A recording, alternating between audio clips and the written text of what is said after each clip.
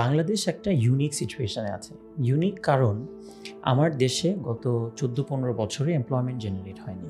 চাঁদাবাজি নির্মূল হয়ে যাবে বাংলাদেশ থেকে খুব অল্প সময়ের মধ্যে, এইটা আমি মনে করি না। কারণ হচ্ছে এটা ইনফর্মাল ইকোনমিতে ইনজেক্টেড আছে to an extent. Entertainment industry ভর্তুকির উপর চলে না, এটা কখনো হয় না। Entertainment industry is all about relevance. Relevant থাকলে আপনার ওখানে ইনভেস্টমেন্ট হবে এবং ওখানে একটা জব ক্রিয়েশন হবে। মানে আমি কিন্তু এটা পুরোপুরি ভেরিফাই করছি এবং একটা ম্যাপিং করছি দেশের কোথায় কি হচ্ছে। আর আমরা আনফর্চুনেটলি এমন একটা সময় এসে পড়েছি যেখানে ফ্যাক্ট চেক করার টেন্ডেন্সিটা আমাদের মধ্যে কম। এই জিনিসগুলো আমাদের একটু চিন্তা করা উচিত যে আমাদের স্পেশালিস্ট এডুকেশনটা আমরা কাদেরকে অ্যাক্সেস করতে দিব। রেসপন্সিবল সিটিজেনশিপ, রেসপন্সিবল সিটিজেন বিহেভিয়ারও খুব ইম্পর্ট্যান্ট একটা ফ্যাক্টর। কিন্তু ক্লাসরুম এক্সপিরিয়েন্সে কিন্তু আসলে এটা আসতেছে না। ইভেন ক্লাসরুম এক্সপিরিয়েন্স কীভাবে বেটার করা হবে এইটার ব্যাপারেও আমি দেখছি যে অনেকের আসলে ওইভাবে ধারণা নেই। আপনি যদি তাকে তার আইনগতভাবে করা অপরাধের জন্য মামলাটা করতেন, তাহলে কিন্তু এই প্রশ্নটা আসতো না যে তুমি তাকে এই মামলা কেন করেছো। বিষয়টা হচ্ছে যে আমাদের ইকোনমি আসলে কতটুকু প্রিপেয়ার গ্র্যাজুয়ালি এটাকে ফর্মালাইজ করার জন্য। ভেরি ইন্টারেস্টিং যে বাংলাদেশের political parties are the biggest employer of youth. একটা ফিয়ার আছে, ফিয়ারটা হচ্ছে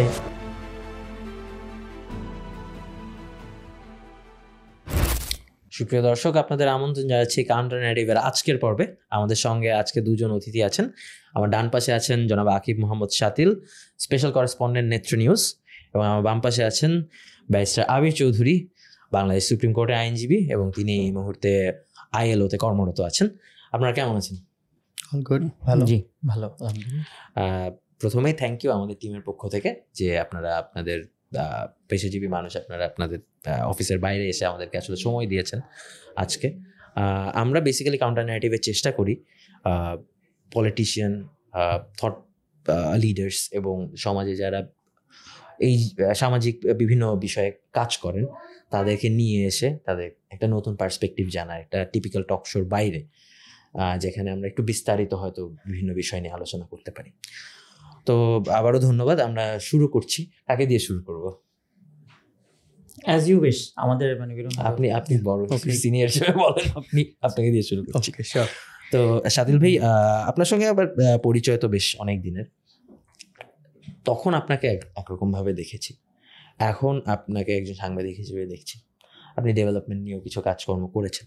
আসলে how would you describe your transition? মানে আমার হচ্ছে রাইট নাও যে রোলটা, এইটা ইজ আমি বলবো যে মোটিভেটেড বা আমি বলবো influenced by July movement, July revolution. Basically আমি তো মানে এজ ইউ সেইড যে আমি হচ্ছে বাংলাদেশে যখন কাজ করতাম তখন তো ডেভেলপমেন্ট সেক্টরে কাজ করতাম, এনজিওগুলোতে কাজ করতাম বা INGO-তে কাজ করা হয়েছে। পরবর্তীতে আমি যখন বাইরে পড়তে যাই, আমার বেসিক্যালি প্ল্যান ছিল যে হয়তো বাইরেই থেকে যাবো, বা এটা আমি ওখানে মাস্টার্সের পরে যে একটা জব করতাম, দুইটা কনসালটেন্সিতে কাজ করছি, এনভায়রনমেন্টাল কনসালটেন্সিতে। বাট জুলাই মুভমেন্টের সময় স্পেশালি হচ্ছে মানে I got involve from day one, like Abu সাইদের, মানে আমি বলতেছি ক্র্যাকডাউনের ডে ওয়ান।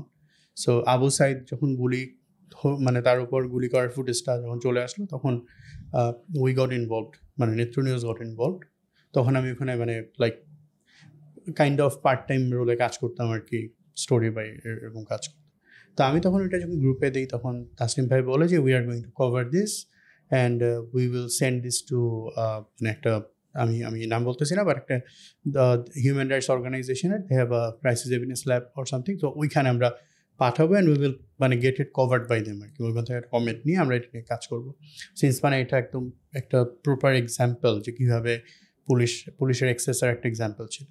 তো ওইটা কভার করা থেকে শুরু হয়ে গেলো, কিন্তু দেখা গেল যে ওইটার প্রসেস করতে করতেই মানে আবু সাইদ মারা যাওয়ার 1 দিন পর 2 দিন পর যে 18 তারিখ থেকে যেভাবে করে ক্র্যাকডাউন শুরু হয়ে গেলো, যে আমরা মানে আমার তখন মনে হয় ব্রিটিশ সামার টাইম, তো 5 ঘন্টার গ্যাপ।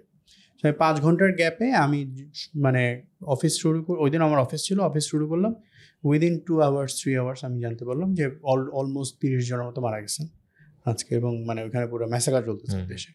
সো আমরা তখন সব কিছু রেখে ওটা তো কভার করে স্টার্ট করলাম, এবং যখন এই সব কিছু শেষ হলো, 5 আগস্ট হয়ে গেল, হলো, এরপরে আমাদের একটা ছিল যে না, এখন অনেক কিছু সর্ট আউট হবে, এখন হয়তো ভালো হবে।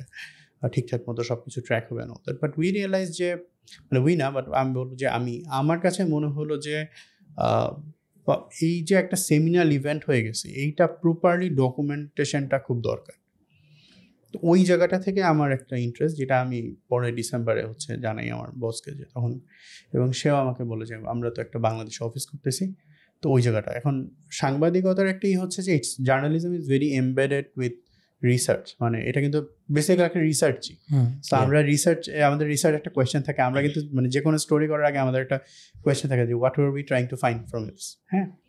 তো ওইখান থেকে কিন্তু এরপরে আমরা ভেরিফাই করা স্টার্ট করি, আমরা ইনফরমেশন কালেক্ট করি, হ্যাঁ, ইনফরমেশন ডাম্প করি, লিটারেচার রিভিউ, এরপরে হচ্ছে আমাদের শুরু হয় হ্যাঁ যে এটা ভেরিফাই করা, অ্যানালাইসিস করা, ডেভেলপ করা, ওইটার পরে কিন্তু আমরা একটা, সো ওই কাজটাই আমি বেসিক্যালি করতেছি। মানে আমার official title special correspondent, but আমার এখানে মূলত রোলটা হচ্ছে I am leading the special projects of Netra news.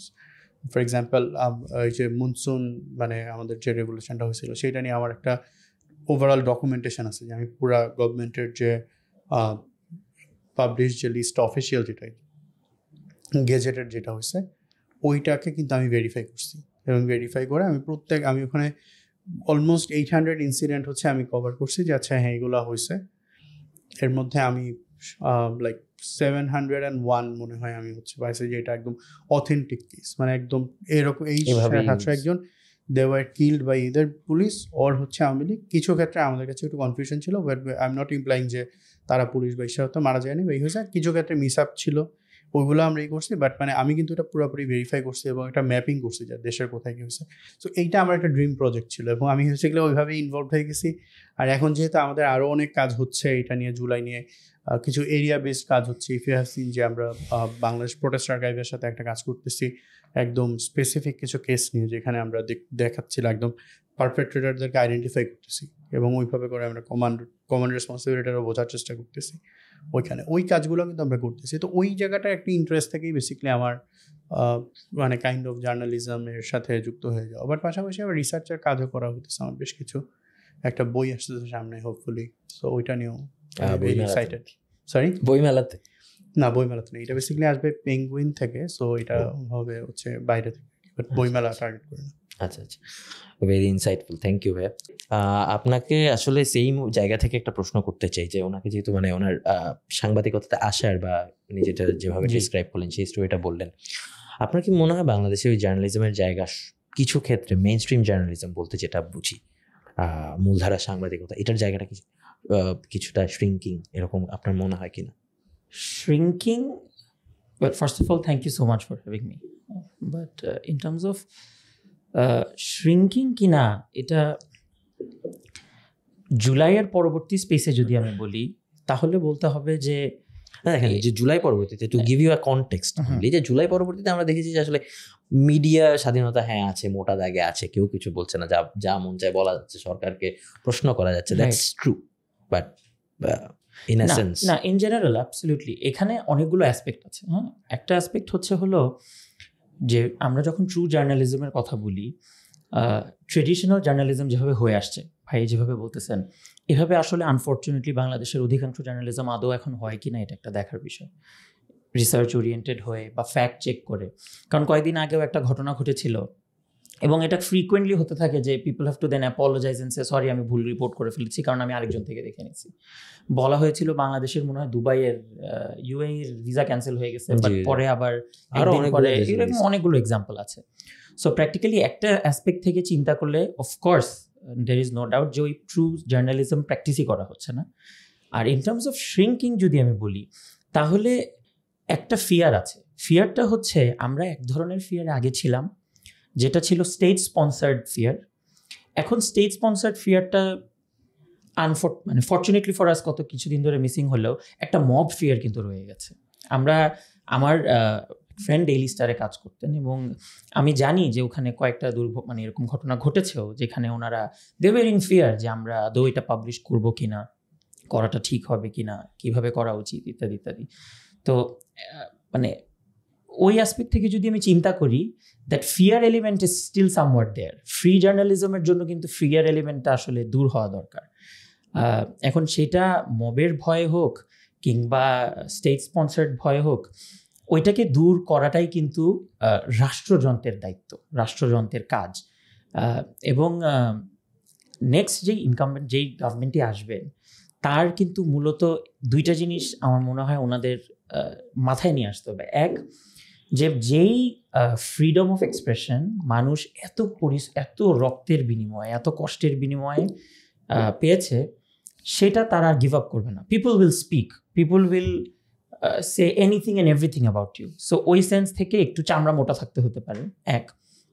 আর দ্বিতীয়ত হচ্ছে ওই ফ্রিডমটাকে আপনার অ্যালাউ করতে হবে, ওই স্পেসটা আপনাকে দিতে হবে এবং এনশিওর করতে হবে যাতে ওখান থেকে কনস্ট্রাকটিভ পার্টগুলোকে উপরে নিয়ে আসা যায়, ভাইয়ের মতো যারা কনস্ট্রাকটিভ কাজ করেন। তো I think that's precisely what I think about this.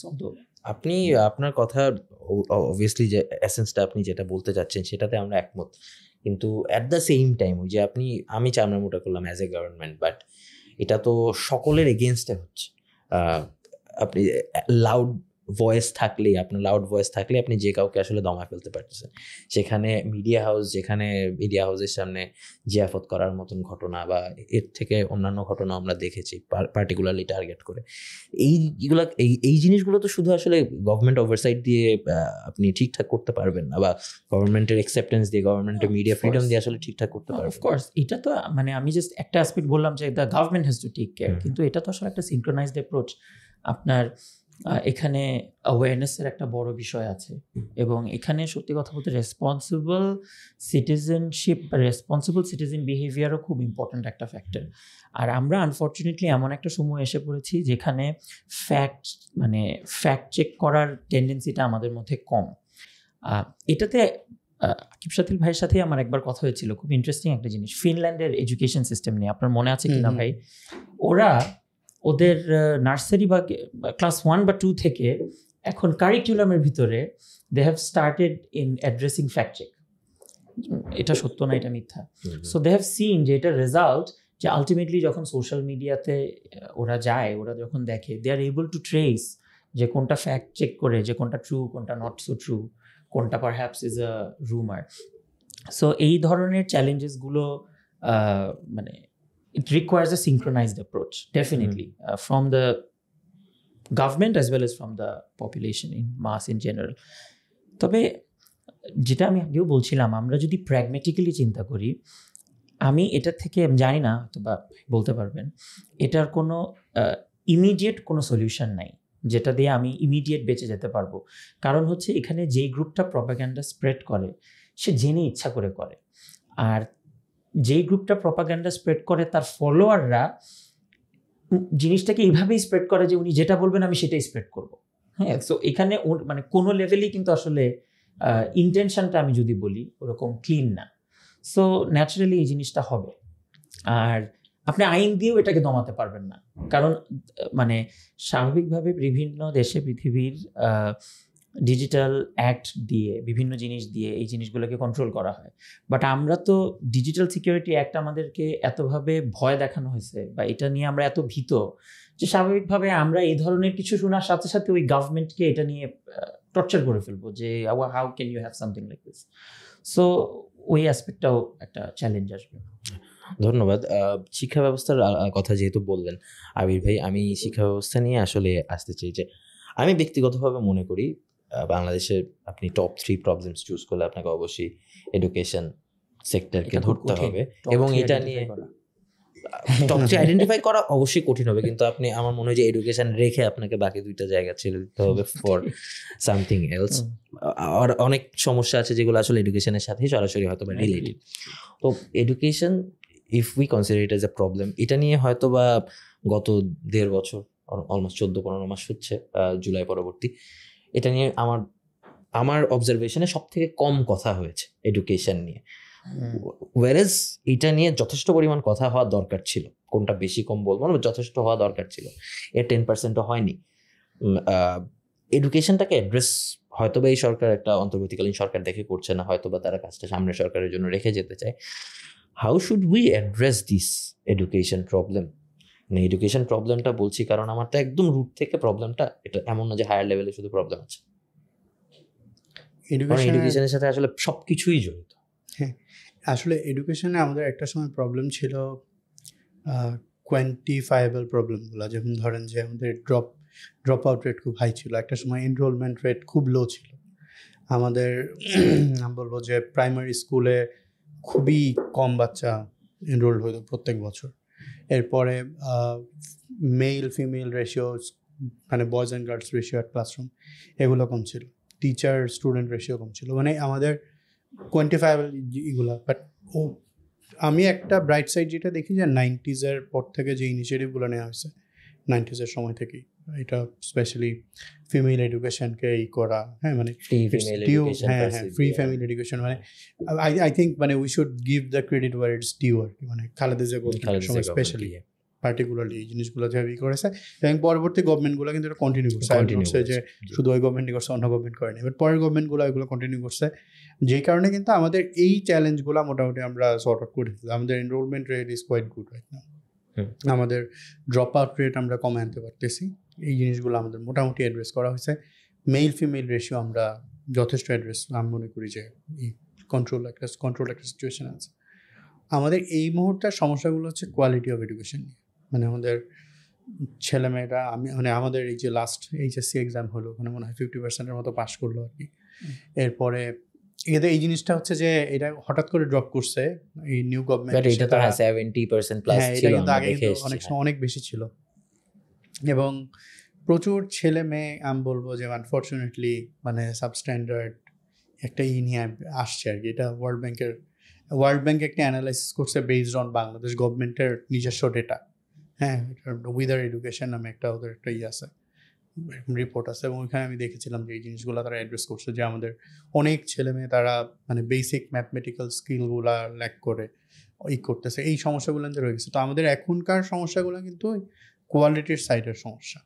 এখন কোয়ালিটির সাইডের সমস্যাগুলো আসলে অ্যাড্রেস করাটা অনেক ডিফিকাল্ট। হ্যাঁ, ওইটার জন্য আমার ফর এক্সাম্পল যে আমি হয়তো আমাদের অনেকের আমি দেখছি একটা অ্যাপ্রোচ হচ্ছে যে লাস্ট গভর্নমেন্টের স্পেশালি তাদের একটা অ্যাপ্রোচ ছিল যে কারিকুলামে অনেক চেঞ্জ করলে এটা ঠিক হয়ে যাবে। বাট দ্য থিং ইজ যে কারিকুলামটা যে ডেলিভার করতেছে টিচার্স, তার যদি ওই স্কিল না থাকে, সে যদি লেটস সে যে আমি চাই যে আমার ছেলেমেয়ে, আমাদের দেশে ইংলিশ 12 বছর পড়ানো হয় এলিমেন্টারি লেভেল থেকে একদমই পর্যন্ত। আমাদের দেশের ছেলেমেয়েরা যখন IELTS বসে তখন আমি মানে বলি আমার এক্সাম্পল থেকে যে আমি লাইক লেটস সে যে আমি যেহেতু ইউকেতে ছিলাম বা হচ্ছে যে ইউকে বেসড অনেক গ্রুপে অ্যাড ছিলাম, ম্যাক্সিমাম আমি দেখছি যে তাদের IELTS স্কোর হচ্ছে লাইক 5 সামথিং এরকম আসে, অ্যাটলিস্ট প্রথমবার যখন তারা যায় 5-এর মতো আসে। বাট 12 বছর এই ছেলেটা কিন্তু পড়াশোনা করছে ইংলিশ। তো এই যে গ্যাপটা, এটা প্রবলেম একটা। ম্যাথ মানে আমি দেখেছি যে কোয়ান্টিফাই মানে যেখানেই হচ্ছে যে এই জিনিসগুলো আসতেছে ম্যাথমেটিক্যাল কোনো কিছু এই ধরনের কিছু, ওইখানে আমি দেখলাম যে প্রচণ্ড ভয় পায়, যে মানে ওইটা অ্যাপ্রোচই করতে চায় না ওই প্রবলেমগুলো, এরকম একটা সিচুয়েশন। তো এখন আমি যদি ভালো ম্যাথ টিচাররা যদি আমার গ্রামে না গিয়ে পড়ায়, তাহলে তো গ্রামের স্কুলগুলো থেকে আমার আসবে না। কিন্তু আমাদের দেশে কিন্তু এখনও 60%-এর বেশি মানুষ কিন্তু এখনও গ্রামে থাকে। আরবান পপুলেশন হয়তো 40, আরবান যে এরিয়াগুলোকে আমি আরবান বলতেছি, পেরি আরবানের বলতেছি, এই এরিয়াগুলো যে কতটুকু আসলে এগুলোকে আরবানের মধ্যে ফেলা যায়, এটাও একটা কোয়েশ্চেন। এটা একটা কোয়েশ্চেন। তো এইটা আমি বলবো যে মানে আসলে ওই হিসাবে চিন্তা করলে আমি দেখি যে অলমোস্ট 70% মানুষ আসলে রুরাল এরিয়াতেই থাকে, এবং ওইখানে কিন্তু আমাদের বেস্ট টিচাররা কিন্তু যাচ্ছে না। তো এখন আমাদের ওই জিনিসগুলো চিন্তা করতে হবে যে আমার বেস্ট টিচারদের ওখানে যেতে হলে কী করতে হবে। অনেক দেশ অনেক ধরনের ইনিশিয়েটিভ নিয়েছে, হ্যাঁ, আমি সবসময় যেটা বলি যে এমপ্লয়মেন্টের যে এইগুলো আসে এই জিনিসগুলোতে, লাইক লেটস সে যে আমি যদি চাই একটা ভালো টিচার বা BCS ক্যাডার হওয়ার পরেই একজন ইউএনও তো গ্রামে যাচ্ছে, তাহলে একটা ভালো ছেলে সেখানে যাবে না। তো আমাকে দেখতে হবে যে ওর ইউএনওর ক্যাপাসিটিতে ওকে দেওয়া হচ্ছে ইনসেন্টিভগুলো দেওয়া হচ্ছে কিনা, হ্যাঁ, ওকে স্যালারি কেমন দিচ্ছি আমরা। এখন আমি যদি এক্সপেক্ট করি যে আমার 15,000 টাকায় একটা ভালো টিচার আমি পাবো গ্রামে, এটা তো আসলে খুবই, আবার তার যখন স্যালারি অনেক কম হবে সে তখন চিন্তা করবে যে আমার একটা অল্টারনেটিভ প্রফেশনের কথা চিন্তা করবে, তার হয়তো ফুল ফোকাসটা এডুকেশনে থাকবে না। যেমন আমরা এর আগে আমার মনে হয় ক্যাম্পে মোস্ট প্রবলি একটা সার্ভে করলো, এবং ওইখানে তারা মনে হয় পেয়েছিল যে লাইক অলমোস্ট 1/3 মনে হয় একটা সেকেন্ড থাকে টিচারদের প্রফেশন থাকে এরকম, 1/3 বা 2/3 আমি এখন ভুলে গেছি আসলে। তো এরকম একটা থাকে, মানে সেকেন্ড প্রফেশন থাকে। এবং আমিও যখন গ্রামে গিয়েছি এনজিওতে কাজ করার সময়, তখন আমরাও এটা দেখছি যে আমাদের অনেক টিচারের তাদের একটা সেকেন্ড প্রফেশন থাকে। তারা স্কুলে পড়ানোর পরে ইভেন মানে যাদের যদি ডিফেনের পরে ক্লাস না থেকে চলে যাচ্ছে, হ্যাঁ, সে হয়তো তার একটা দোকান আছে বা তার ক্ষেত খামার সে দেখতেছে, ওখানে কাজ দেখতেছে। তো এইরকম যদি থাকে তাহলে কিন্তু সে তার ফুল কনসেন্ট্রেশনটা ক্লাসে দিবে না, এইটা একটা। আবার হচ্ছে যে এই যে এখন আরেকটা কোয়েশ্চেন আসে যে লাইক এর মধ্যে মেজর পার্টিগুলো এখন অনেক কমিটমেন্ট করতেছে।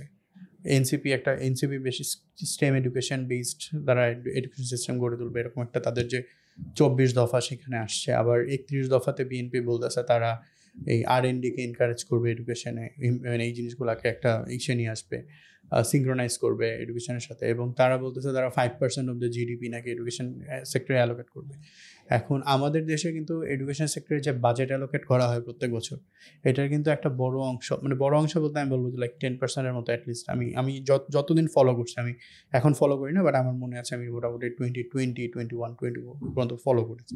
এবং তখন আমি দেখতাম যে প্রায় 10%-এর মতো বাজেট কিন্তু আনস্পেন্ট থাকে। মানে অলরেডি আমরা যে বাজেটটা এডুকেশন সেক্টরে দিচ্ছি এই সেক্টরে কিন্তু পুরাপুরি হচ্ছে যে আমরা মানে ইউটিলাইজ করতে পারতেছি না। এবং গ্রামে যখন আমি হচ্ছে বিভিন্ন স্কুল ভিজিটে গেছি, আমি তখন দেখছি যে তাদের ওই যে আগে একটা ইনিশিয়েটিভ ছিল ওই যে ডিজিটাল ল্যাব করা হতো, ওইখানে থাকতো, কম্পিউটার থাকতো, ওই রুমটা অলওয়েজ লক থাকতো।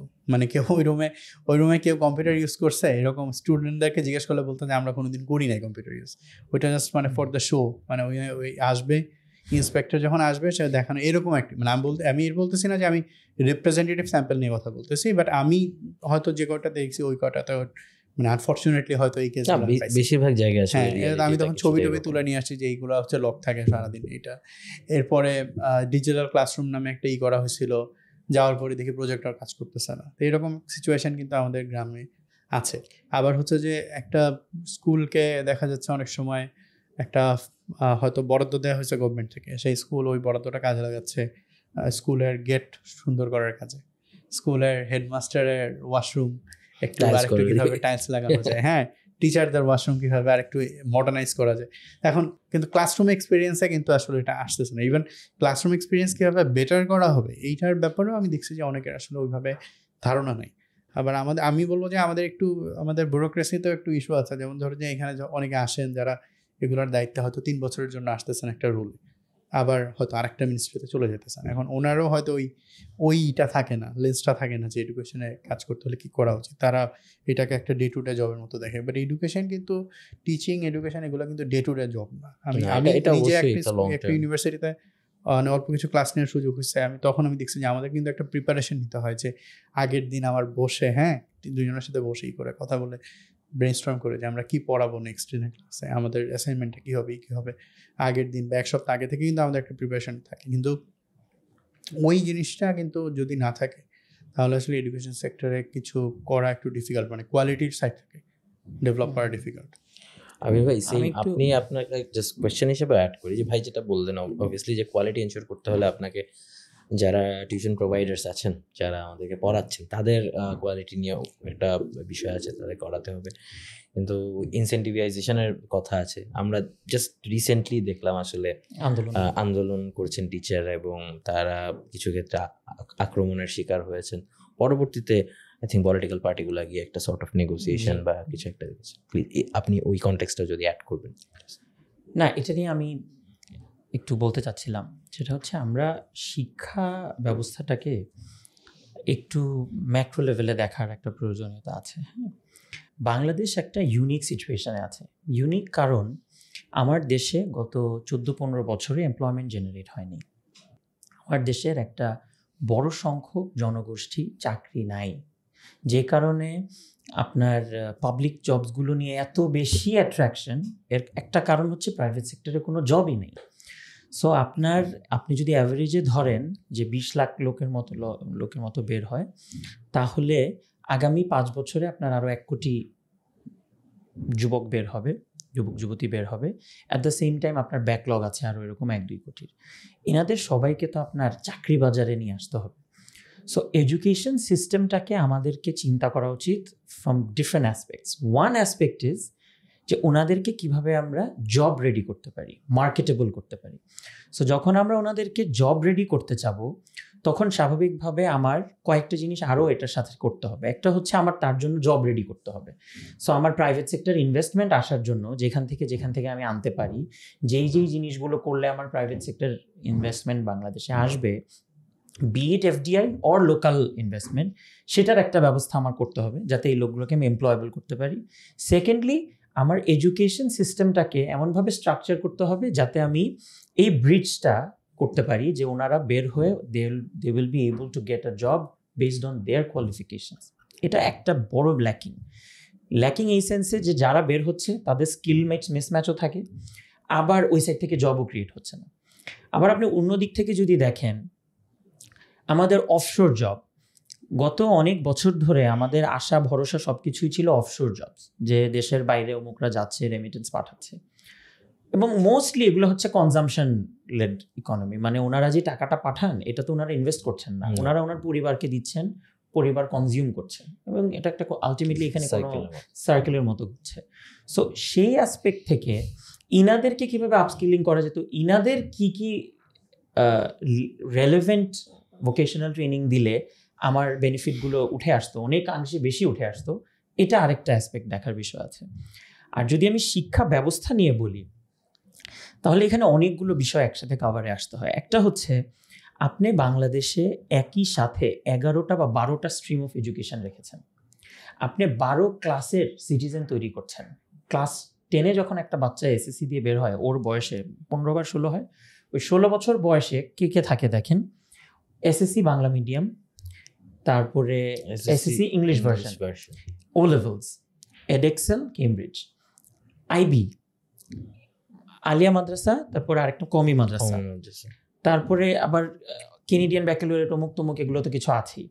তার মানে আপনি মোটা দাগে একই দেশে একটা বাচ্চা যখন 16 বছরের, তার লার্নিং আউটকাম থাকে একদম ডিফারেন্ট অ্যাসপেক্টে, ডিফারেন্ট সব দিক থেকে। আপনি দেখবেন যে ভাই বলছিলেন না যে ইংরেজি এবং অঙ্কের কথা, ক্লাস 10-এর একটা বাচ্চা, ও হয়তো বা বাংলাদেশে এসএসসি এইচএসসি দিয়েছে, তার ইংলিশের দুর্বলতা আছে, ওর হয়তো বা লার্নিং আউটকাম 5 বা 6-এর সমান। আবার আপনি ও লেভেলস এ লেভেলস যে দিচ্ছেন, ওর বাংলা গিয়ে চেক করে দেখেন ওইটা 4-5-এর সমান। এবং আপনি আইবিতে গিয়ে দেখেন ওটা হচ্ছে হয়তো বা বাংলা পড়েই নেই, ওর পড়াই লাগে নেই। বাট আলটিমেটলি মোটা দাগে, অফকোর্স ওরা মাইনরিটি, অত বেশি স্কুল নাই, বাট মোটা দাগে সবাই কিন্তু এই দেশের চাকরি খুঁজবে। তাকে আমার কিন্তু চেষ্টা করা উচিত যে I will try to employ all of this people within my same existing market. So সেই ক্ষেত্রে আপনার ফুল কারিকুলাম বলি বা যেটাই বলি, ফুল এডুকেশন সিস্টেমের একটা ইউনিফিকেশনের প্রয়োজন আছে, স্ট্রিমলাইন করে, যাতে আমরা এতটুকু মেনশিওর করতে পারি যে একটা বাচ্চা 16 বছরের বয়সে যখন সে বের হবে, তখন এক্স এবং ওয়াই এর মধ্যে অনেক বেশি পার্থক্য থাকবে না, একটা সেন্স অফ সিমিলারিটি থাকবে, যে তারা মোটামুটি সবাই এক লাইনে আছে। আরেকটা জিনিস হচ্ছে, আপনার শিক্ষা ব্যবস্থায় দুর্ভাগ্যবশত সব সেক্টরেই আছে, বাট শিক্ষা ব্যবস্থায়ও অ্যাকাউন্টেবিলিটির একটা বড় ঘাটতি আছে, যেটাকে আপনাকে মিট আপ করতে হবে। যে ভাই বলছিলেন না যে টিচারদের বেতনের কথা, এটা তো খুব ইম্পর্ট্যান্ট একটা অ্যাসপেক্ট। অফকোর্স আপনাকে মেক শিওর করতে হবে, এখন আপনি বেতন দিতে না পারেন, আপনি অন্যান্য বেনিফিট দেন যাতে ওর আউট অফ পকেট এক্সপেন্স কমে যায়। আপনি you try to make sure যে at the end of the day কারণ আপনি একটা স্বাভাবিকভাবে সরকার তো চাইলেই দাম সব কিছু, ওর পাবলিক এক্সপেন্ডিচার সবসময় বাড়াতে পারে না, ওকে আরও অনেক কিছু কনসিডারেশনে নিতে হয়। ওনার গ্রেড বাড়ালে আরও অনেকগুলো গভর্নমেন্ট সার্ভিস থেকে এটা আসবে, মানে বিভিন্ন অ্যাসপেক্ট ওনার চিন্তা করতে হয়। But at least try to incentivise teaching in a way যাতে ওনারা মনে করে যে না, এটা তো actually it's a lucrative offer for me, আমি পড়াতে যাব। হ্যাঁ, যখন পড়াতে যাবেন, আপনার অলরেডি এক্সিস্টিং সিস্টেমে ডিভিশনাল লেভেলে এডুকেশন অফিস আছে। প্রাইমারির ক্ষেত্রে যদি বলি, ডিভিশনাল প্রাইমারি এডুকেশন অফিস আছে, ডিস্ট্রিক্ট প্রাইমারি এডুকেশন অফিস আছে, উপজেলা প্রাইমারি এডুকেশন অফিস আছে। ইনাদের প্রত্যেককে আরেকটু এম্পাওয়ার করে একটা অ্যাকাউন্টেবিলিটি মেট্রিক্সে আনা দরকার, যাতে at the end of the day, আমি আপনাকে কথাটা কেন বলছি, নিউ ইয়র্কের একটা এক্সাম্পল দিই। নিউ ইয়র্কের মানে ওদের যে প্রত্যেকটা এরিয়াগুলো থাকে, একটা এরিয়া হচ্ছে ওজোন পার্ক, কুইন্সের কাছেই ওজোন পার্ক। তো ওখানে আমার দেখার অভিজ্ঞতা হয়েছে, ওখান থেকে বলছি, স্কুলে বাচ্চারা যায়, কোনো বাচ্চা যদি কোনোদিন স্কুলে না যায়, তাহলে এটা তো রেকর্ড করতে হয়। সো পেরেন্টসকে ফোন করে প্রিন্সিপাল যে this person has not come, কেন আসে নাই, ও কি আনওয়েল হলে ডক্টর সার্টিফিকেট নাও, যদি আনওয়েল না হয় পাঠাও নাই কেন, you have to give a justification. তো বাবা মা নিজেই আতঙ্কে থাকে যে কত জাস্টিফিকেশন দিব, আমার বাচ্চাটাকে পাঠানো লাগবে, মেক শিওর করে। এখন উল্টা দিক থেকে চিন্তা করেন, ওই প্রিন্সিপালের কাছে আবার একটা ডেটাবেস থাকে যেটা ওদের ওই ওজোন পার্কের যে মানে এডুকেশনাল জোনের যে অফিসার, তার কাছে সাবমিট করতে হয় এভরিডে যে তোমার কোন বাচ্চা যায় নাই। এবং যদি এটা রিপিটেড হয় ফর 2 উইকস, তাহলে ওই অফিস থেকে ফোন যায় বাবা মার কাছে যে তোমার এই বাচ্চা 2 মাস যায় নাই কেন। এই যে ক্লোজ মনিটরিংটা, হয়তো আমাদের ক্ষেত্রে এটা অনেক ডিফিকাল্ট হতে পারে, বাট এটা কিন্তু একটা প্র্যাকটিক্যাল রিয়ালিটি। কেন রিয়ালিটি? আপনি যদি একটা এনরোলমেন্টের কথা বলেন আর ক্লাস অ্যাটেন্ডেন্সের কথা বলেন, দেখবেন ব্যাপক পার্থক্য। এনরোলড হয়ে ক্লাসে যায় না, পরীক্ষা অ্যাটেন্ড করে, এটা পরীক্ষা অ্যাটেন্ড করছে, ক্লাস পাস করছে। কারণ গভর্নমেন্ট বিভিন্ন ধরনের ইনসেন্টিভ দেওয়া আছে, আপনি ক্লাসে আসলে হয়তো বা স্টাইপেন্ড পাচ্ছেন, লাঞ্চ পাচ্ছেন বা বিভিন্ন জিনিস পাচ্ছেন। দুর্ভাগ্যবশত সে ওগুলাও এনজয় করতে যাচ্ছে, আবার পাশাপাশি সে হয়তো বা চাইল্ড লেবার ইনভলভ হয়ে যাচ্ছে, ফার্মিংয়ে ইনভলভ হয়ে যাচ্ছে, কারণ তার বাবা একটা হেল্প হয় ইনফর্মাল ফার্মিংয়ে, রাইট?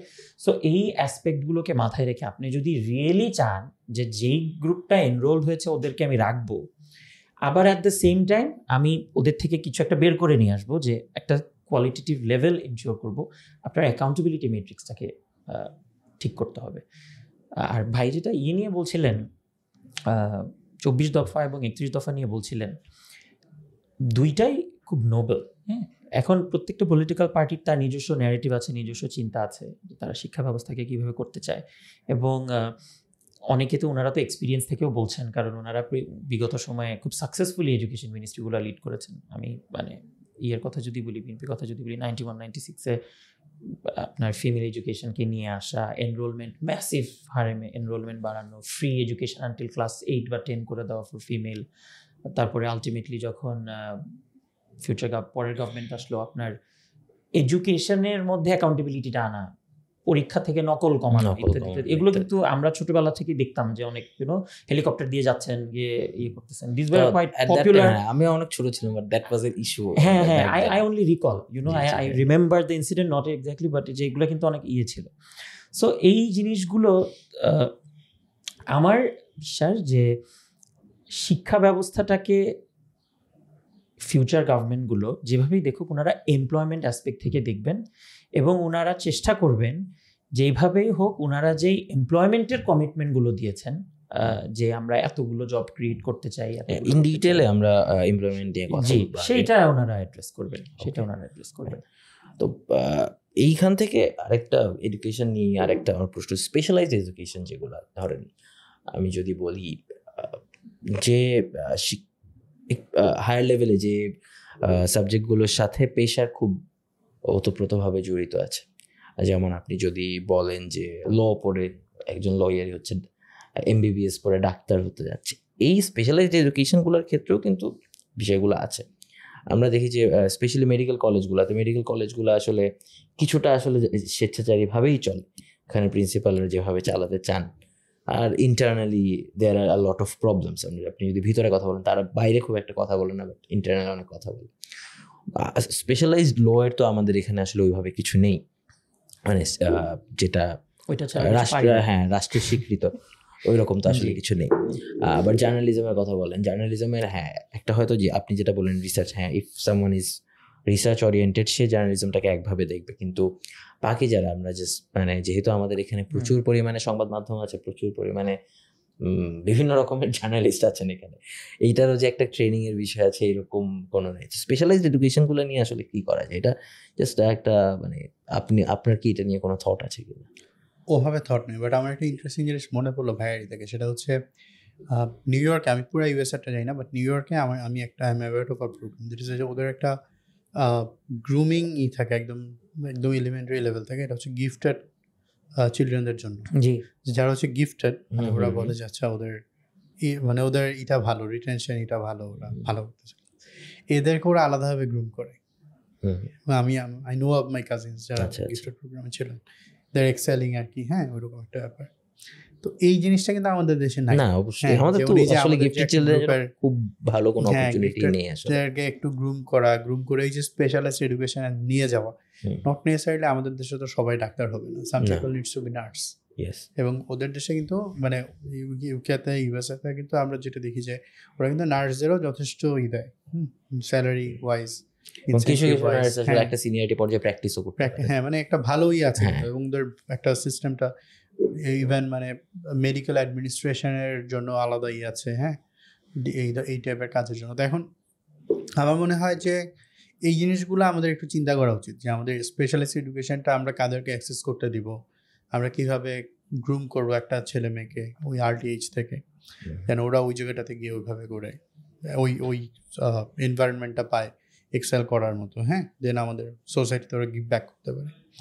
ওই জায়গাটা আমি মনে করি যে আমাদের একটু গ্রুমিংয়ের ব্যাপারটা বাড়াচ্ছে যে আমাদের সাইড থেকে, যে আমরা এই জিনিসগুলো নিয়ে মানে যেহেতু আমরা এখন চিন্তা করতেছি যে আমরা একটা মিডল ইনকাম কান্ট্রি হব, আমাদের একটা অ্যাম্বিশন আছে যে আমরা হয়তো ভালো কিছু করতে চাই আমাদের দেশ নিয়ে। তো আমরা ওই জায়গাগুলোতে আমি মনে করি যে মানে সিন্স এই টাইপের এটা আসলে আমিও ওইভাবে আসলে যেহেতু ওইটার এক্সপার্ট আমি বলতে পারবো না, বাট আমার মনে হয় গ্রুমিংটা অনেক ইম্পর্টেন্ট, যে আমাদের আর্লি এজ থেকেই একটা ছেলে যে আবার অনেক আছে যে লাইক যে একজন ডাক্তার হতে চায় না, সে হয়তো ফ্যামিলির প্রেশারে চলে আসছে। সো ওই জিনিসগুলো আমরা কিভাবে আমাদের ছেলে মেয়েদেরকে আগে থেকেই আমাদের দেশের যারা ইয়াং বাচ্চারা আছে তাদেরকে এইভাবে আগে থেকেই আমরা এই ব্যাপারগুলো অ্যাড্রেস করতে পারি, একটা গ্রুমিং করতে পারি, এবং কে কোথায় যাবে কি পড়বে সেটার একটা গাইডেন্স যেন আমাদের প্যারেন্টসরাও পায়, ওইভাবে যেন গ্রুম করে তারা যেতে পারে। ওইটা আমি মনে করি একটা can be something we should work on. আমি একটা just you have been to UK, you have been as well, আমিও ছিলাম। তো আসলে এখানে মানে একটা জিনিস অবশ্যই আপনারা খেয়াল করেছেন সেখানে যে art and culture is a very foremost thing. এটা স্পেশালি আপনি লন্ডন, স্পেশালি থিয়েটার, লন্ডনের কথা যদি আপনি বিবেচনা করেন, even theatre tickets R costlier than like big concerts and a lot of other things. So এইটা একটা মানে তাদের ফর্মাল ইকোনমির is a big part art and culture. আমাদের এখানে আসলে এই জিনিসটা নাই। আমাদের এখানে এই জিনিসটা খুবই মানে এটা তো আসলে কোনো রেগুলেটরি অথরিটির আন্ডারে না। এখন কপিরাইট এগুলো কিছু শেল্টার্স আছে তাদের জন্য, কিছু অপশনস আছে, বাট মোটা দাগে আসলে ওরকম কিছু নাই আর্টিস্টদের জন্য। তো মানে লাইক আর্টিস্ট যারা পেইন্টিং করে বা এর বাইরে অন্যান্য আর্টিস্ট, থিয়েটারের তো অবস্থা আসলে একটা টাইমে হয়তো বা ছিল, আমরা শুনেছি, আমিও আসলে খুব বেশি দেখার সুযোগ হয়নি, তো ওইভাবে কিছু নেই। তাহলে এই ইনফর্মাল বা নন ফর্মাল সেক্টরে যে এখনো এই জিনিসগুলো আছে, এগুলোকে ফর্মালাইজ করার কোনো ওয়ে কি থাকা উচিত মনে করেন নেক্সট গভর্নমেন্টের পলিসিতে বা সামনে পলিসিতে? নেক্সট গভর্নমেন্ট বলতে যে ইলেকশনে পরে এইটাও যদি এই গভর্নমেন্টও যদি একটা রেগুলার গভর্নমেন্ট হতো, সেক্ষেত্রে বিষয়টা হচ্ছে ইনফর্ম্যালিটি বাংলাদেশের ইকোনমির একটা আনফর্চুনেট রিয়ালিটি। আমার এক্স্যাক্ট সব কিছুতেই তো ডেটার অভাব, কিন্তু তাও ইন জেনারেল আমি যদি কয়েক বছর আগের ডেটেই নিয়ে বলি, প্রায় 84-85% হচ্ছে ইনফর্মাল ইকোনমির। এখন আপনি যখন ইনফর্মাল ইকোনমিকে ন্যাচারালি ফর্মালাইজেশনের দিকে নিয়ে আসবেন, ফর্মালাইজ করবেন, এটা কনস্ট্রাকশন ওয়ার্কার হোক, এটা আর্ট অ্যান্ড কালচার হোক, বা এটা যাই হোক, এটা তো অফকোর্স একটা আইডিয়াল সিচুয়েশন যে আপনি গ্র্যাজুয়ালি তাকে ফর্মালাইজ করবেন, তাকে একটা ট্যাক্স স্ট্রাকচারের মধ্যে নিয়ে আসবেন, তার একটা রেকগনিশনের মধ্যে নিয়ে আসবেন, এবং ন্যাচারালি যখন আপনি এটা করবেন তখন কিন্তু তাকে একটা সোশ্যাল প্রোটেকশনও আপনাকে দিতে হবে। ফর্মালাইজড ইকোনমি, ফর্মালাইজ সেক্টরগুলোতে কিন্তু সোশ্যাল প্রোটেকশন দেওয়া লাগে। তো আমাদের জন্য বিষয়টা হচ্ছে যে আমাদের ইকোনমি আসলে কতটুকু প্রিপেয়ার্ড গ্র্যাজুয়ালি এটাকে ফর্মালাইজ করার জন্য। যখন এটা প্রিপেয়ার্ড হবে, আমি নিশ্চিত যে এটা গ্র্যাজুয়ালি আমরা ফর্মালাইজেশনের দিকেই আগাবো, এবং এটা তো একটা গিভেন যে আলটিমেটলি যতদিন যাবে আপনার certain sectors will come into the mainstream and start becoming formalized. আমার মনে হয় নেক্সট গভর্নমেন্টের কয়েকটা বিষয়ে অ্যালং উইথ, এবং আমি একটু হয়তো বা এক্সটেন্ড করে যাচ্ছি কারণ কোয়েশ্চেনটা তো জব ক্রিয়েশন নিয়ে, ফর্মালাইজেশন যেরকম, right? Sector wise of course. So আমার মনে হয় next government needs to have a solid plan যে আমরা ফর্মালাইজেশন তো করবোই কস্ট বেনিফিট অ্যানালাইসিস করে, but at the same time আপনার প্রাইভেট সেক্টর গ্রোথের জন্য যে এলিমেন্টসগুলো আছে সেগুলোকে যেইভাবেই হোক আপনার মানে এটা করতে হবে, প্রাইভেট সেক্টর গ্রোথ লেড একটা ইকোনমি আমাদের হতে হবে। কিভাবে? প্রথম হচ্ছে আপনার ডিরেগুলেশনের কথা বলা হচ্ছে অনেক, সবাই মোটামুটি এখন বলছেন, সব পেপার পত্রিকায় বলছে যে ডিরেগুলেট করতে হবে the economy. Absolutely the economy needs to be deregulated. এবং আপনাকে আমি একটা স্ট্যাটিস্টিক্স দিই, সাউথ কোরিয়াতে, এটা কবে হয়েছে এটা আমার মনে নাই, বাট সাউথ কোরিয়াতে they did deregulation, it was called deregulatory guillotine or something like that. 1/3 ইয়ে নিয়ে ভাই আপনার পলিসিস নিয়ে ফেলে দিছে, just literally they threw it on a very simple test. 3-4টা কোয়েশ্চেন ছিল, is it necessary, do we need it, এরকম 3-4টা question, based on that they threw it. And in hindsight they saved about $40 or $50 billion annually. So আপনাকে business friendly করতে হবে, মানুষকে জ্বালানি দিতে হবে। ব্যবসা করতে হলে আমার দরকার ইনভেস্টমেন্ট, টাকা ব্যাংকিং সেক্টরটাকে ঠিক করে আনা, যেটা অ্যাটেম্পট এই ইন্টারিম গভর্নমেন্ট নিয়েছেন, এবং to an extent they are trying their best, although there are some issues with regards to এত হাই ইন্টারেস্টে আসলে ব্যবসা কীভাবে করবে মানুষজন, but they are having their own economic plans. At the same time আপনার মানুষকে জ্বালানি দিতে হবে যাতে ও ব্যবসা করতে পারে প্রাইভেট সেক্টরে, এবং আমাদেরকে আইডেন্টিফাই করে জব ইন্টেন্সিভ ম্যানুফ্যাকচারিং ইন্ডাস্ট্রিগুলোতে যেতে হবে। আপনি খুব সফিস্টিকেটেড এআই ড্রিভেন টেক ইন্ডাস্ট্রিতে গিয়ে যেখানে জব ক্রিয়েট হবে হয়তো বা সবে মূল্যে 500 বা 1000, it's important for your economy by all means, but at the same time I think we need to identify specific sectors যেখানে আমি জব ইন্টেন্সিভ গ্রোথ করতে পারবো, মানুষকে চাকরি দিতে পারবো, তাহলে আপনার ওই ইকোনমিক বেনিফিটটা ট্রিকল ডাউন হবে না। সো এটা আরেকটা aspect. I think along with formalization this should actually be the priority that they should look at. জি, if you please address the informal part. Informal পার্টে আরেকটা প্রশ্ন আছে, obviously probably you can sense যে সবচেয়ে বড় ইনফর্মাল ইকোনমি যেটা বাংলাদেশে চলে, চাঁদা বা rent seeking. So if you add that as well. আচ্ছা, এইটা বুঝে ভাইয়া একটা পয়েন্ট বললো যে ইনফর্মালিটির একটা বড় সমস্যা হচ্ছে সোশ্যাল সেফটি নেট না থাকে। সো লেটস সে যে আমি জানি, আমি যেহেতু যে ফার্স্টে ইফ আই সে যে একজন theatre artist some sort of A gig worker, তো গিগ ওয়ার্কার তাকে যদি আমি ফর্মালিটির মধ্যে ফর্মাল স্ট্রাকচারে নিয়ে আসি, ওইসে তার রাইটটা এনশিওর করতে হবে। এখানে লেবার রাইটস অ্যাড হচ্ছে, অন্যান্য মানে if I am getting tax then I have to provide, obviously এটা তো আলাদা। একটা ব্যাপার হচ্ছে কি যে আমাদের যারা কন্টেন্ট ক্রিয়েটর তাদের কন্টেন্ট আমরা দেখি, এবং আমরা তাদের কন্টেন্ট দেখে তারা স্পন্সরশিপ পায়, কর্পোরেটস তাদের পিছনে ইনভেস্ট করে, রাইট? সো এখন আমাদের যারা থিয়েটার আর্টিস্ট, আমি মানে আই এম নট সেইং যে তাদের কোয়ালিটি খারাপ বা কিছু একটা, somehow they have lost kind of, I would say, relevance in our society. আমার বাবা যেহেতু অ্যাডভার্টাইজমেন্ট ইন্ডাস্ট্রির সাথে ইনভলভ ছিল somehow, I know of stories যে আমার বাবা এবং মা তারা কিন্তু ওই যে নাটক পাড়া না কি বলতো মনে হয় তখন বেলি রোডের দিকে ছিল, ওইখানে যেত, মানে that was their favourite pass time আর কি, ইভিনিং গিয়ে নাটক দেখতেছে, এই করতেছে, তকির আহমেদের সাথে এদের সাথে দেখা হচ্ছে, রামেন্দ্র মজুমদার। ছোটবেলায় আমাকে বলা হতো যে মানে আইডিয়ালাইজ প্রভা মজুমদার কিভাবে সুন্দর করে কথা বলে, ওভাবে তুমি বলতে পারো কি না, এই জিনিসগুলা মানে ওই সময় কিন্তু ওই ক্রেজটা ছিল।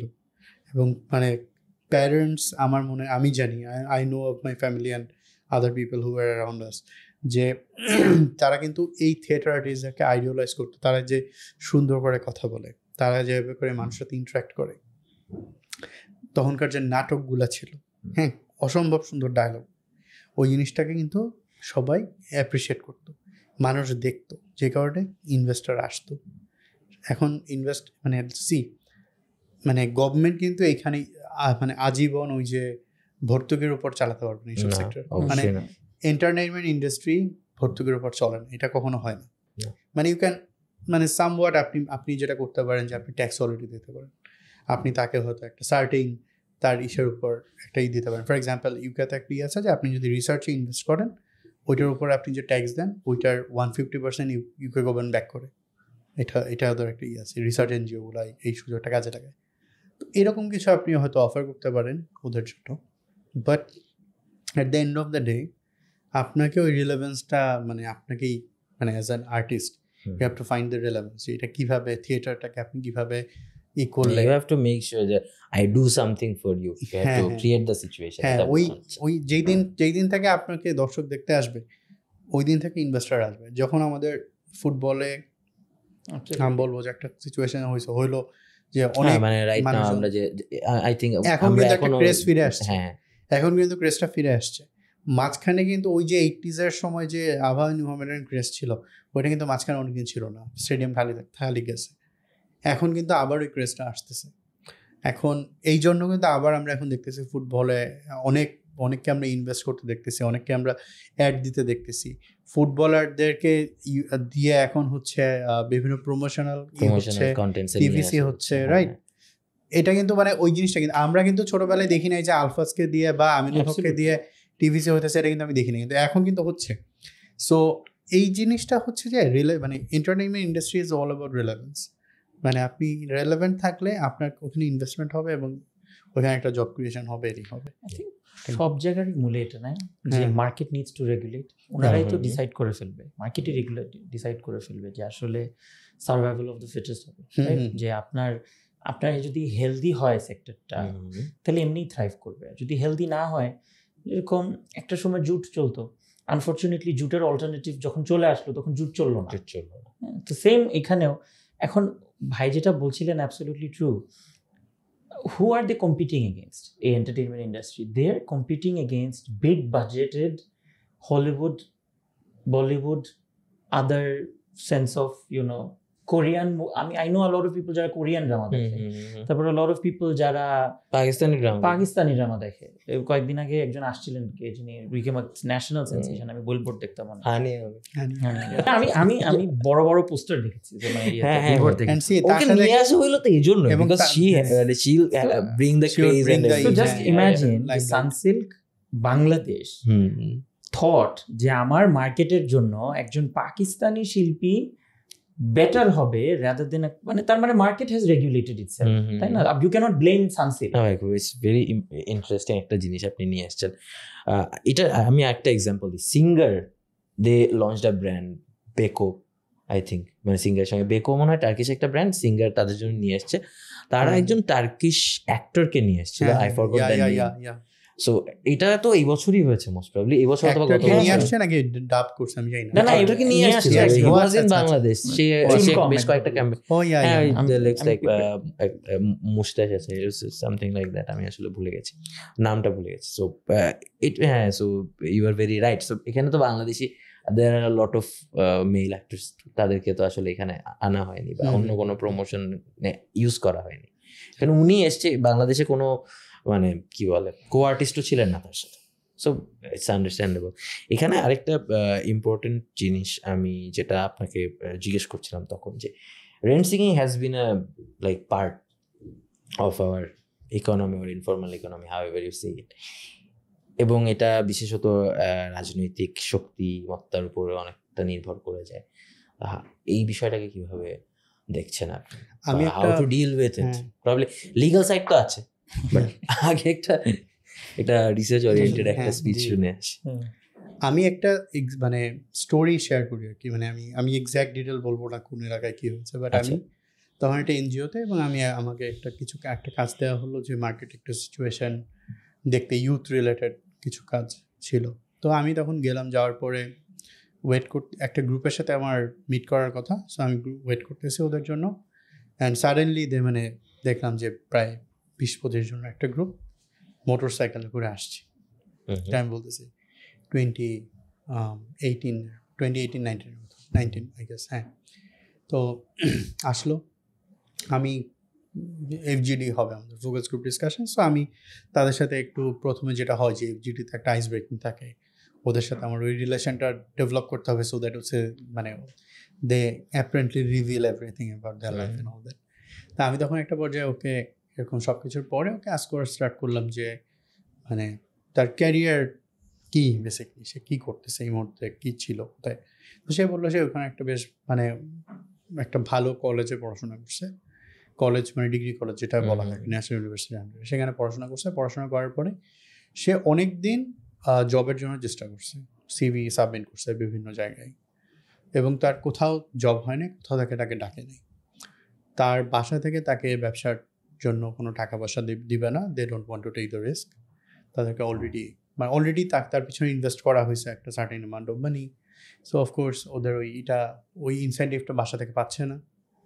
অ্যান্ড দেন আই আস যে তুমি ভাইয়া সিভিটা কোথেকে বানাও? তো হি সেড যে আমি আমাদের বাজারে একটা দোকান আছে কম্পিউটারের, ওইখান থেকে আমি সিভি বানাইছি। ওইখানে বেসিক্যালি আগে থেকে ফরম্যাট করা ছিল, সেখানে জাস্ট হুইচ ইজ মানে লেস লাইক আ সিভি মোর লাইক আ বায়োডাটা। হ্যাঁ, এবং এই ধরনের সিভি কিন্তু আমরা প্রচুর পাই এবং রিজেক্ট করতে থাকি, মানে আমরা যখন রিক্রুটমেন্টে যাই। তো আমি তখন ওর থেকে বুঝলাম, এবং ফাইনালি আমি ওকে আস্ক করলাম যে what are you doing now. তখন আমি যেটা বুঝলাম তার সাথে কথা বলে, সে তো ডিরেক্টলি বলবে না, বাট আমি যেটা বুঝলাম সে বেসিক্যালি এমপিকে প্রোটোকল দেয়, এমপির সামনে পিছনে মোটরসাইকেল নিয়ে করে, এবং এমপি তাকে হচ্ছে ওইগুলা ব্যবস্থা করে দিচ্ছে।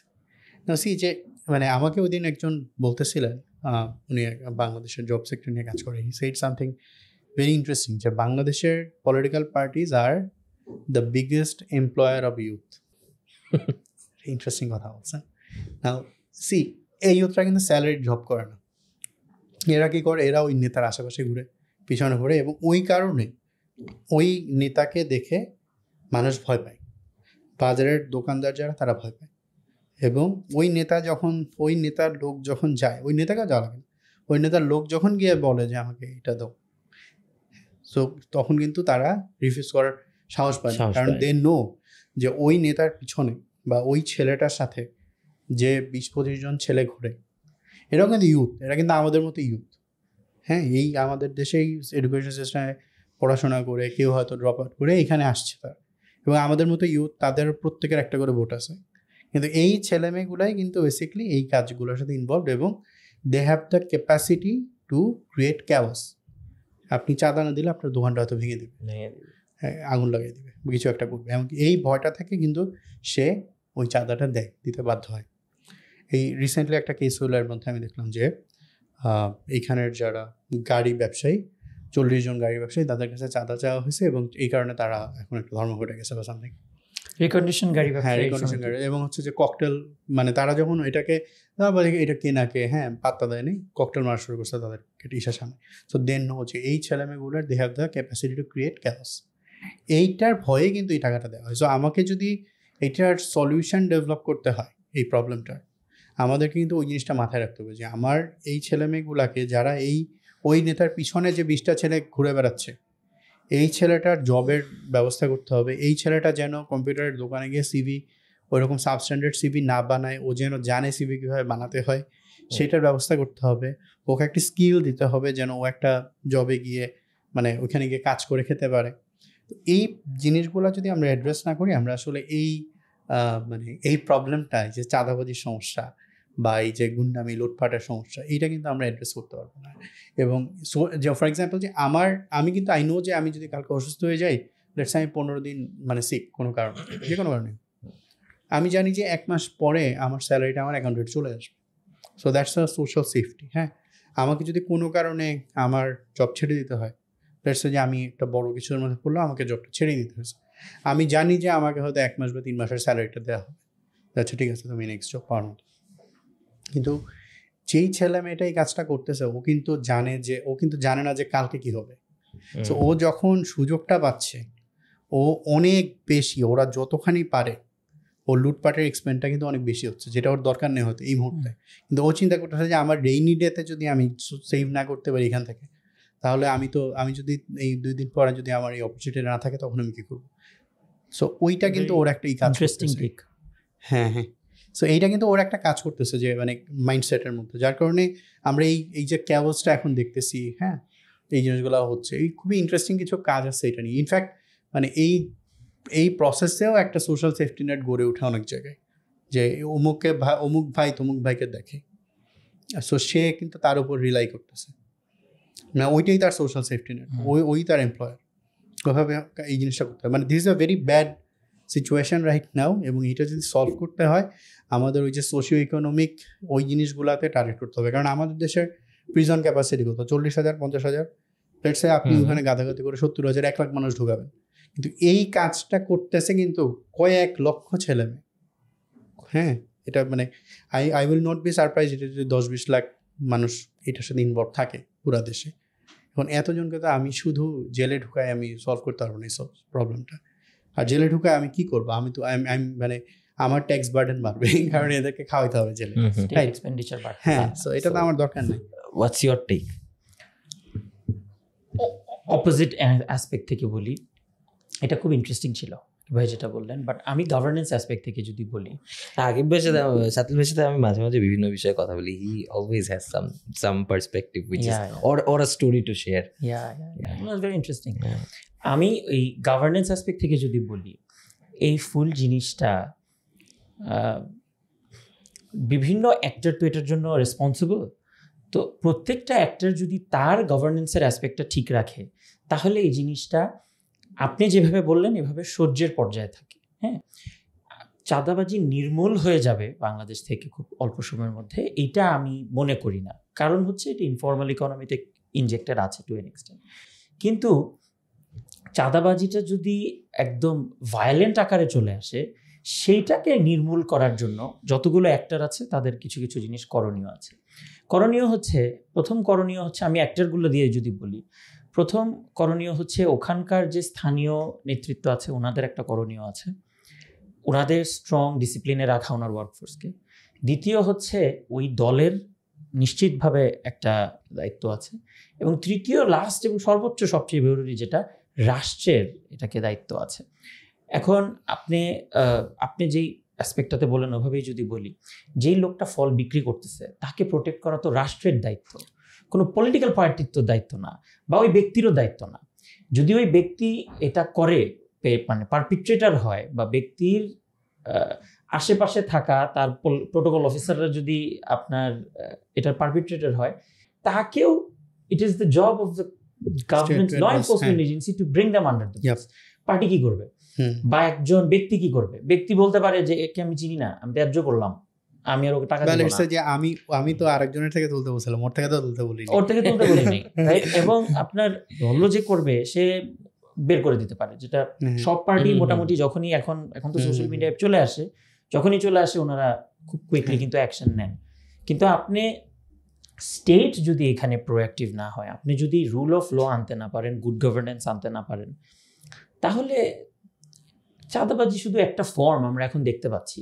গুড গভর্নেন্স আনতে না পারলে বিভিন্ন ধরনের ইকোনমিক কলাপস হয়। কারণ এই যে গাজীপুরে তো এখন রামদানিয়ে যে সন্ধ্যা হলেই তো রামদানিয়ে বের হয়। এটা তো ঢাকাতেও বিভিন্ন সময়ে ওই আপনার ট্রাফিকের মাঝখানে আমরা কিছু ভিডিওস পাই। ছিনতাই বেড়ে গেল না? ছিনতাই বেড়ে গেছে, চুরি বেড়ে গেছে। আমি কদিন আগে রাজশাহীতে ওখানে রেন্টে গার্ডদের মধ্যে একটা ভয়। আমি ওই যে আসার সময় গাড়ি নিয়ে আসার সময় তো বলতেছে যে ভাই আমরা তো রাতে মুভ করতে ভয় পাই, কারণ হচ্ছে রাতের বেলা যে গাড়ি আসে ওই গাড়িগুলো থামানোর জন্য বড় বড় ঢিল মারে, এবং প্রচুর গাড়ির গ্লাস ভেঙে এরপরে তারা গেছে, মানে ভয়ে থামায় নাই। সো গ্লাস ভাঙা অবস্থায় ভাঙা গ্লাস নিয়ে ওই ঢিল সহ তারা চালায় রাতের বেলা চলে গেছে রাজশাহী টানা টেনে। আপনার অনেক ধরনের আতঙ্ক, আপনি বলছেন পাথরের, অনেকে ডিম দেয়, ডিম গ্লাসে লাগার সাথে সাথে ফেটে গেলে গ্লাস ঘোলা হয়ে যায়, থেমে যায়, এসে নিয়ে চলে যায়। এরকম বিভিন্ন ধরনের ঘটনা ঘটতেছে এবং ঘটে, প্রতিনিয়ত ঘটে। এখন জিনিসগুলো হচ্ছে আপনার সার্বিকভাবে যদি মানুষজনকে এই কনফিডেন্সটা দেওয়া যায় যে আইন শৃঙ্খলা বাহিনী সুশৃঙ্খলভাবে তোমার বিষয়গুলো অ্যাড্রেস করবে এবং ওভারঅল দেশে গুড গভর্নেন্স আছে, তাহলে এই জিনিসগুলো টলারেন্ট লেভেলেই হবে। আর যখনই মনে হবে যে না, এই জিনিসগুলোকে ওনারা ঠিকমতো অ্যাড্রেস করতে পারছেন না, তখন এটা ইনটলারেন্ট লেভেলে হবে। এটা খুবই স্বাভাবিক। আমি সনটা ভুলে গেছি, 2014-15-16 কোনো একটা সময় আমি ইউকেতেই, বাট তখন আমি ঢাকায়, মানে ইউকেতে পড়াশোনা করি, বাট সামারের ছুটিতে ঢাকায়। আপনার ইংল্যান্ডে কোনো কারণে কারেন্ট চলে গেল, কিছু হলো, কয়েক ঘন্টার মধ্যে সব জুয়েলারি সব লুট হয়ে গেছে। They got the opportunity, they seized it. এখন আপনি কি বলবেন ওর অ্যাওয়ারনেসের অভাব, ওর এডুকেশনের অভাব, ওর কিচ্ছুর অভাব আছে? ও তো নর্মাল লাইফই লিড করে, তাই না? তো আপনাকে ওই গভর্নেন্সটা এনশিওর করতে হবে। তাহলে এই জিনিসগুলো আর রিপিট হবে না। এটা হলো একটা অ্যাসপেক্ট। ভাই যেটা বললেন এটাও কিন্তু খুব ইম্পর্টেন্ট যে আপনার you need to look into the awareness aspect of it and make sure যে তাদেরকে আপনি কোনোভাবে এমপ্লয়েবল করেন, নাহলে এরা যাবে কই? এত বড় একটা সংখ্যা, এরা যাবে কই? আচ্ছা, এখানে আরেকটা বিষয় যেটা মূল জায়গাটাতে যেটা আসছে যে এমপ্লয়মেন্টের ব্যাপারে বিএনপি যেমন দল থেকে তারা বলছে যে তারা 1.5 বছরের মধ্যে 1 কোটি টাকা দল তো থেকে হ্যাঁ। কি 1 কোটি ইয়ে করবে, ইনভেস্টমেন্ট প্ল্যান তারা যেটা দিয়েছে সেখানে 18 বলছে মাসে যে 1 কোটি 18 মাসে 1 কোটি চাকরি তারা ইনশিওর করবে। এটা নিয়ে অনেক কথাবার্তা হয়েছে যখন আসলে এটা অ্যানাউন্স করে। তো পরবর্তীতে আমার আসলে জিজ্ঞেস করার সুযোগ হয়েছিল এখানেই এই শোতেই যে আসলে এটা কিভাবে বলছেন, যে বানানোর সঙ্গে একজন জড়িত ছিলেন, যদি আমি নাম বলি ইসরাফিল খসরু ভাই। ইসরাফিল ভাই তখন বললেন যে উই হ্যাভ ডিটেইল প্ল্যান, আমরা এটা পাবলিশ করব। তো what ever that is, the thing is we have to like create employment opportunities for the youth. মানে এমপ্লয়মেন্টকে যদি আমি one of the biggest problems হিসেবে আইডেন্টিফাই করি, বিকজ আমাদের কথা থেকে তো এই জিনিসটা বারবার আসছে যে ইউথ এমপ্লয়মেন্টটা কেন দরকার, সব কিছুর মূলেই আছে। এর বাইরে কি আসলে আপনি মনে করেন আপনার জায়গা থেকে যে এমপ্লয়মেন্ট নিয়ে আরো পার্টিকুলারলি ফোকাস করে বা ফোকাস এরিয়া কোনগুলোকে বিশেষ করে কাজ করা উচিত? এভাবে বলি, কারণ ওই যে একটা কেউ কেউ কথা বলে আছে, থাকে যে মব ইন্নামাল যারা করে আমালু তাদের হয়তো নিয়ামা। কাজ নেই, এই জন্য হয়তো গিয়ে মব করে, বাট আপনি যদি তাকে কাজে দেন হয়তো বা সে মব হ্যাঁ, করবে, হ্যাঁ, মব করতে যাবেন। গোস ফর চাঁদাবাজি, it হ্যাঁ, goes হ্যাঁ, for goes for অনেক other everything, crimes. goes for everything. হ্যাঁ, You- so আসলে আমি একটা ছোট বলি ভাইয়া, হুম, স্টার্ট হুম। করে সেটা হচ্ছে যে ঢাকায় এখন অনেকেই যে ইলেকট্রিক রিক্সা বেড়ে গেছে, হুম, হুম। টেসলা বলি আমরা সেটাকে। সো এর মধ্যে আমি একটা জিজ্ঞেস করতেছিলাম যে হচ্ছে টেসলা তো বেড়ে গেছে, তো বললো যে এটা মনে হয় এখন 35,000 বা সামথিং একটা টাকার মধ্যে ওরা কিনে ফেলে, এবং ওদের নাকি অ্যাভারেজে ডেইলি 1,000 টাকার বেশি ইনকাম হয়, এবং ওরা they can recoup the money within 35 days. 35 let's say যে days. 25,000 টাকা যদি ইনভেস্ট করে থাকে, আমি আরো বাড়াই বলতেছি 50,000 টাকাই ধরি, 50 দিনের মধ্যে তার কিন্তু উঠে আসতেছে ইনভেস্টমেন্ট। সো আমার কাছে যেটা মনে হলো যে মানুষ কিন্তু হালাল ইনকাম করতে চায়, মানুষ কিন্তু চায় কিছু একটা করে কি। আবার কিন্তু তাদের যখন একটা অপরচুনিটি থাকে যে তারা দেখতেছে যে তারা তেমন এফোর্ট না দিয়ে একটা খারাপ কাজ করে অনেক ইনকাম করতেছে, ওই ব্যাড অপরচুনিটিটা যখন তার সামনে ওপেন থাকে, সে তখন চিন্তা করে যে আমি এইটা বাদ দিয়ে এটা কেন করবো, কষ্ট কেন করবো। সো ওইটা একটা থাকে। সো ওই জায়গাটাতে ভাইয়া যেটা বললেন যে রুল অফ ল ইনশিওর করা, করা, আবার এমপ্লয়মেন্ট অপরচুনিটি ক্রিয়েট করা। যেমন মানুষ যখন দেখতেছে যে এখানে একটা অপরচুনিটি আছে, আমি এখানে ইনভেস্ট করে আমি একটা কিছু করতে, উনি কিন্তু ইনভেস্ট করতেছে, রিস্কটা নিতেছে।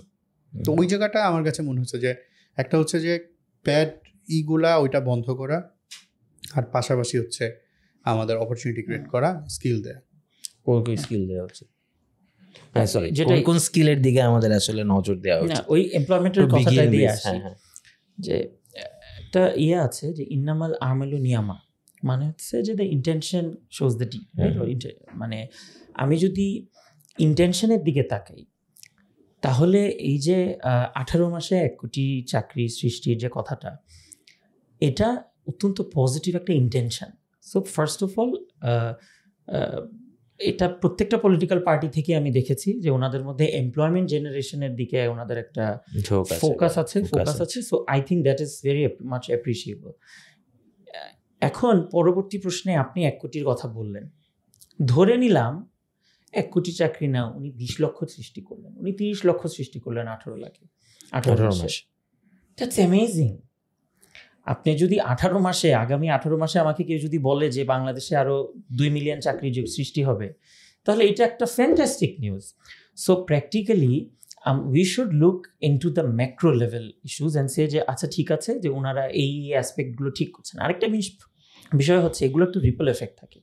আপনি যখন অ্যাটমসফিয়ারটা আনবেন, স্থিতিশীলতা, বিজনেস ক্লাইমেট, আমি একটু আগে যেগুলো বলছিলাম আমি আর রিপিট করব না, আপনি এই বিষয়গুলো যখন ইনশিওর করবেন, তখন the market itself will start producing results. আপনার মানে অঙ্ক কষে তো 1 কোটি চাকরি দিতে পারবেন না। হ্যাঁ, সো আপনি যেটা করতে হবে, আপনার একটা টার্গেট রাখতে হবে যে আমি এই পরিমাণ ম্যানুফ্যাকচারিং হাবে ইনভেস্টমেন্ট আনবো, এই পরিমাণ সার্ভিস সেক্টরে ইনভেস্টমেন্ট আনবো, যাতে এবং এই পরিমাণ অফশোর জব ক্রিয়েট করব, যাতে ওভারঅল আমার এমপ্লয়মেন্টটা ক্রিয়েট হয়।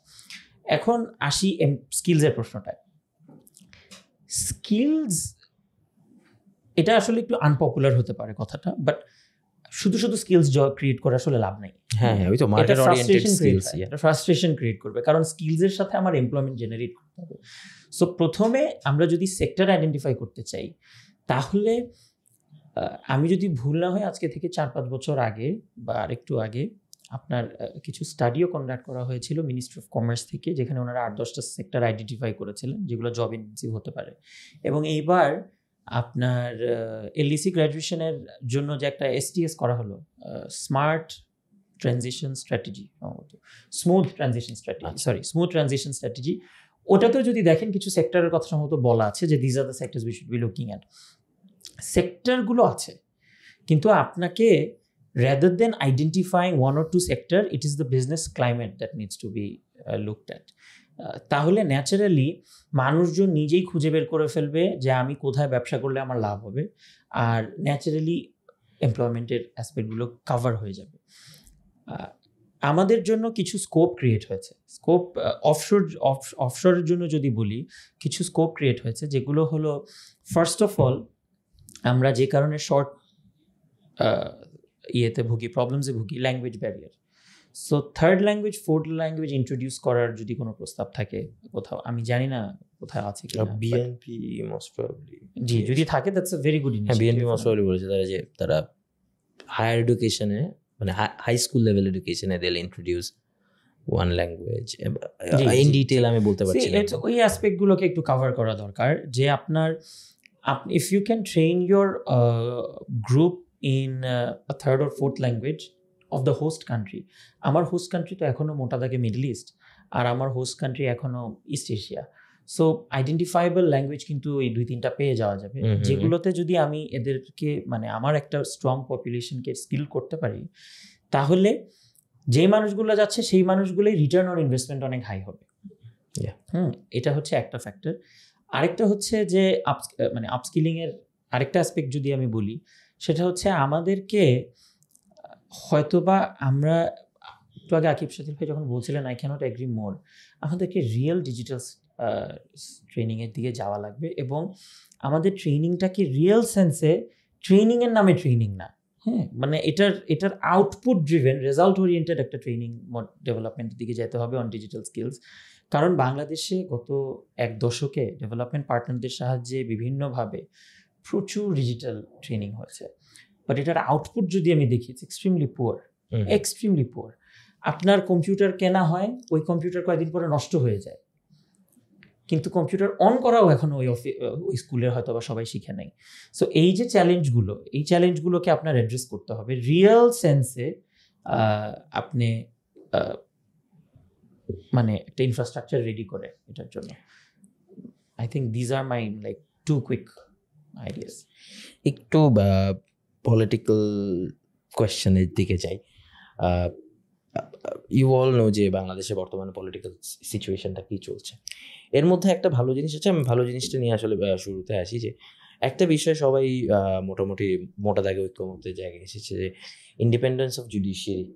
এটা নিয়ে পার্টিগুলো কিছু কিছু জায়গায় দ্বিমত থাকলেও, জুডিশিয়াল কাউন্সিল ইত্যাদি নিয়ে দ্বিমত থাকলেও, যে জুডিশিয়ারির একটা সেপারেট লাগবে, আপনার মন্ত্রণালয় করতে হবে অ্যান্ড এভরিথিং। তারপরে কিভাবে আরও ভালোভাবে আসলে নিয়ন্ত্রণ করা যায়, সরকারের নিয়ন্ত্রণের বাইরে থেকে জুডিশিয়ারি আরও কীভাবে ইন্ডিপেন্ডেন্টলি কাজ করতে পারে, এ ব্যাপারে আমরা একটা মতৈক্য দেখেছি পার্টিগুলোর মধ্যে, উইচ প্রবাবলি আগেও কখনো হয়ে থাকতে পারে, বাট এখন যেহেতু আমরা সামনের দিকে তাকাতে চাচ্ছি, সো ইটস সামথিং আমার কাছে যেটা মনে হচ্ছে বেশ পজিটিভ সাইন। আপনি এটাকে কিভাবে অ্যানালাইজ করছেন ফ্রম নিউজ রুম যদি আপনি চিন্তা করেন? একটা ব্যাপার কি, যে অনেক পজিটিভ আসছে, আবার অনেক নেগেটিভ সাইডও আছে। অনেক বড় পার্টি নোট অফ ডিসেন্ট দিয়ে রাখছে, সো অফকোর্স ওগুলো নিয়ে হয়তো ফিউচারে কিছু হবে।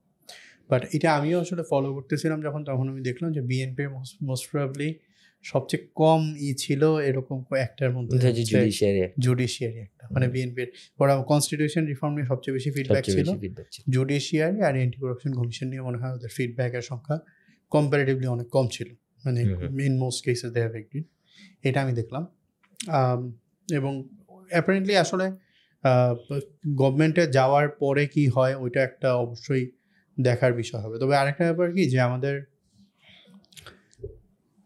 মানে পিপল পারসেপশনের মধ্যে কিছু ইস্যু থাকে, যেমন ধরা যাক যে ইন্ডিপেন্ডেন্ট জুডিশিয়ারি হয়তো বর্তমানে যারা অনেকে জেলে আছে আওয়ামী লীগের, এদেরকে অনেকে হয়তো জামিন দিয়ে দিবে। আমি যদি বলি না যে না, যাদের এটা হয়তো এটা অনেক ক্ষেত্রে সঠিক। সরাসরি কমপ্লিসিটি নাই অনেক কিছুতে, হ্যাঁ অনেককে যাদেরকে গ্রেফতার করা হয়েছে বলা হচ্ছে, মানে পাবলিকলি বলা হচ্ছে যে তিনি এটা করেছেন, এবং আমরাও জানি যে তিনি আসলে এরকম কিছু করেছেন which is obviously not something like murder, but তাকে আসলে মার্ডার কেসে জেলে রাখা হয়েছে এবং জামিনও দেওয়া হচ্ছে না। সো হ্যাঁ, এটা তো তো এখন এই জিনিসটা যখন হবে তখন কি মানুষ ওইটাকে নিবে? তখন গভর্নমেন্ট, তখনকার যে গভর্নমেন্ট, লাইক এখন যে গভর্নমেন্ট, তাদেরকে কিন্তু এই জিনিসগুলা বারবার অ্যাড্রেস করতে হতেছে যে অমুকে জামিন পেয়ে গেছে, হ্যাঁ সে মানে পাবলিক পারসেপশন হচ্ছে সে অনেক খারাপ মানুষ, কিন্তু কোর্ট দেখতেছে যে তার জামিন পাওয়ার ভ্যালিড গ্রাউন্ড আছে। তো এই জিনিসগুলো আবার মানে অনেক tricky. So future government, I hope যে তারা যে গভর্নমেন্টই আসুক তারা এই ব্যাপারে ইন্ডিপেন্ডেন্ট থাকবে। বাট ওই জায়গাটাও আমার কাছে খুব মানে লাগে যে হয়তো পাবলিক পারসেপশনের সামনে কতটুকু টিকতে পারবে এবং কতটুকু তারা পাবলিক পারসেপশনে শুধু তাদের নিজেদের পার্টির ইন্টারেস্টও মানে Political বাইপাস gains আছে করে, হ্যাঁ এখানে। বাইপাস করে কতটুকু। অনেক দেশে যে একজন এমপি ক্যান্ডিডেট সে চায় না তার এলাকার এমপি ক্যান্ডিডেট বের হোক জেল থেকে, হ্যাঁ সে হয়তো তার জামিন পাওয়াটা ভ্যালিড, বাট তাকে হয়তো সে দিচ্ছে না জামিন পেতে। সো ওই জিনিসগুলো কীভাবে মানে ম্যানেজ করবে সেটা উইল বি অ্যান ইন্টারেস্টিং জিনিস। বাট আমি যেটা বললাম যে আমি যখন ফলো করতেছিলাম তখন আমি দেখেছি যে জুডিশিয়াল রিফর্মের ব্যাপারে সব পার্টির মোটামুটি একটা এগ্রিমেন্ট ছিল। ইভেন মানে বিএনপিও হচ্ছে খুব একটা ফিডব্যাক দেয়নি ওইটার ব্যাপারে, এটাও দেখছি। তো ওই জিনিসগুলো হয়তো ইমপ্লিমেন্ট হলে ভালো হবে। বাট এগেইন যে ওই পার্টটা will be an interesting thing and tricky thing যে কীভাবে ফিউচার গভর্নমেন্ট ওইগুলো ম্যানেজ করে পাবলিক পারসেপশন। আইনের মানুষ হিসেবে আপনি না, জুডিশিয়ারির ক্ষেত্রে যদি বলি, ইন্ডিপেন্ডেন্স হচ্ছে জুডিশিয়ারির একটা প্রিমা ফেসি কন্ডিশন। বাট জুডিশিয়ারি যদি এফিশিয়েন্ট হতে হয় তাহলে কিন্তু আরও অনেকগুলো কন্ডিশন ফুলফিল করতে হবে। এটাকে এফিশিয়েন্ট হতে হলে ট্রান্সপারেন্ট হতে হবে, এটাকে এফিশিয়েন্ট হতে হলে একটা টাইম লাইনের মধ্যে জাস্টিস হতে হবে, because justice delayed is justice denied. এটাকে ওভারঅল জুডিশিয়ারি যদি ফাংশনাল হয় তাহলে রুল অফ লটা এনশিওর করা যায়। আমাদের তো পাবলিক লতে এই জিনিসগুলোই আমরা কভার করতাম, রাইট? সো এইখানে আমরা যে জিনিসটা, যেটার এক্সাম্পল দিলেন পলিটিক্যাল, এটা আসলে রুল অফ লয়ের ঘাটতির কারণে আমরা এটা অনুধাবন করছি। একজন ব্যক্তিকে যদি আমি মানে মনে করি যে he is responsible for something, তাকে সেই কারণে মামলা না দিয়ে আমি যদি অন্য আরেকটা কারণে মামলা দিই আর আমি মনে করি যে ওটা দিলে তাড়াতাড়ি জেলে ঢোকানো যাবে, that is a lack of rule of law. একদম অ্যাজ সিম্পল এজ দ্যাট। অথচ আপনি একটু সময় ক্ষেপণ করে তার বিরুদ্ধে অজস্র যৌক্তিক কারণ পাবেন তার বিরুদ্ধে মামলা করার। আপনি যাদের কথা বলছিলেন লীগের কথা, যারাই মানে আমি যতটুকু চিন্তা করতে পারছি প্রত্যেকেই তো কোনো না কোনোভাবে এমবেজলমেন্ট ইত্যাদি ইত্যাদি বিভিন্ন কাজের সাথে জড়িত ছিল অনেকেই, তাই না? তা আপনি যদি তাকে তার আইনগতভাবে করা অপরাধের জন্য মামলাটা করতেন তাহলে কিন্তু এই প্রশ্নটা আসতো না যে তুমি তাকে এই মামলা কেন করেছো। আপনি একটা গদবাঁধা মামলা করে ওকে কুইক ফিক্স করার ট্রাই করেছেন। কুইক ফিক্স দিয়ে আসলে রিফর্ম এভাবে হয় না। Reform takes time, reform takes patience. So এই জন্যই মানে রিফর্ম এই জন্যই বলা হয় এটা একটা চলমান প্রক্রিয়া। কারণ আপনি মানে আজকেই কনস্টিটিউশনালি যদি জিনিসগুলোকে ইনকর্পোরেট করে বলে দেন যে আজকে এই জিনিসগুলো হবে, আসলে কি কালকে সকাল থেকে জিনিসগুলো সব ঠিক হয়ে যাবে কি না আমি খুব doubtful. So in that sense আমাদের ফোকাসটা থাকা উচিত যে আমরা একটা প্রগ্রেসিভ লাইনে আছি কিনা ইন টার্মস অফ রিফর্ম। এবং জুডিশিয়াল ইন্ডিপেন্ডেন্সের ক্ষেত্রে বলি বা যে কোনো ক্ষেত্রেই বলি, আই থিঙ্ক আমাদের যেহেতু এখন একটা ন্যাশনাল কনসেনসাস আছে পলিটিক্যাল পার্টিদের মধ্যে, তার মানে we will hopefully be in a progressive line of reform. এখন এখানে কিছু র্যাডিক্যাল রিফর্ম হয়তো বা সময়ের প্রয়োজনে করতে হবে, যেগুলা করা হবে। জুডিশিয়ারির ক্ষেত্রে বলি, যেরকম আমি জানি সম্ভবত ডিসেম্বর মাসে কমার্শিয়াল কোর্ট একটা করা হচ্ছে, আমি যদি ভুল না হয় ইউএনডিপির এটাতে ইনভলভমেন্ট আছে, এবং for specific high value commercial claims. Fantastic initiative, আপনার বিজনেস ফ্রেন্ডলি করার জন্য এটা একটা খুবই ভালো ইনিশিয়েটিভ।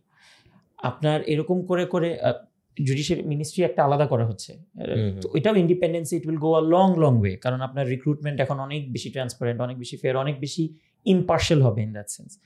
বাট এসব সব কিছুর পরেও আপনি তো 100% মানে এক্সপেক্ট করতে পারবেন না যে it will be 100% independent for every single case. বাংলাদেশে এটা এত তাড়াতাড়ি হবে না হয়তো, বা আমরা আশা রাখি, বাট আদৌ হবে কিনা আমরা জানি না। সো সেই ক্ষেত্রে থেকে আপনার ওই প্রগ্রেসিভ ডেভেলপমেন্টটা, ইমপ্রুভমেন্টটা যদি করতে পারি, তাহলে এটা একটা অ্যাকসেপ্টেবল রেটে চলে আসবে আমার বিশ্বাস। পলিটিক্স নিয়ে যেহেতু কথা হচ্ছে, পলিটিক্সে meme is a very trendy thing now in Bangladesh, আমি যদি ওভাবে বলি আর কি। বাইরে তো আরো আগে থেকে স্যাটায়ার্স চলে আসছে, আমাদের এখানে তো স্যাটায়ারটা তো এখনো ওইভাবে সবাই আসলে অভ্যস্ত হতে পারেনি। তো what was the last best thing you saw on the internet? I will tell you the second last best thing because the last one that I saw is too political. আচ্ছা, But the second, I think বেশ কিছুদিন আগেই আপনার বিএনপির acting চেয়ারপারসনের রুমে ওনার যে বিড়াল, ওনার যে পেট জেবু, শি ওয়াজ সিটিং দেয়ার। তো একটা মিম এসেছিল যে Zebu attending standing committee meeting. That was quite fun. That would became quite popular. স্ক্রিনেশন টিভি স্ক্রিনেশন, He was attending standing committee meeting. নিচে আবার মানুষজন কমেন্টও দিচ্ছে, her inputs may be very valuable ইত্যাদি। It was quite funny that I found. Sadil ভাই?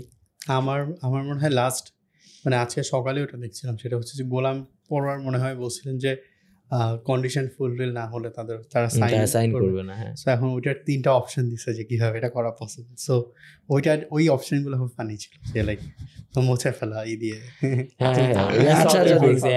So ওইটা কেটে দিবা, কেটে দিয়ে আবার সাইন করবে। Weird things keeps happening. আমরা আসলে শেষ দিকে প্রায় জুলাইয়ের গল্প আমরা পার্সোনালি যখন কথা বলছিলাম আগে বা শুরুতে বলছিলাম, জুলাইয়ের অনেক গল্প আছে যেগুলো আসলে আমরা জানি না। আপনি একভাবে দেখেছেন জুলাই, আমি একভাবে দেখেছি, আপনি একভাবে দেখেছেন, আমাদের ক্যামেরার ওই পাশে যারা আছেন তারা আসলে একভাবে দেখেছেন। সো ওই পার্টটা শেয়ার করছিলেন আপনি, যে জুলাইয়ের অনেক কিছু আমরা জানি। সো এটা আসলে জুলাইতে সত্যি কথা বলতে এটা পুরোপুরি আমি বলবো একটা গণমানুষের আন্দোলন ছিল। সো ইটস মানে এটাকে মানে ইংলিশে একটা টার্ম বলে, এটাকে ব্ল্যাক সোয়ান ইভেন্ট, যে হয়ে গেছে এবং সবাই নেমে গেছে। ইটস নট নেসেসারিলি যে কেউ লিডারশিপ, ওই যে যদিও মানে আমাদের চিফ অ্যাডভাইজার বলে ফেলছে meticulously design, but it wasn't meticulously design.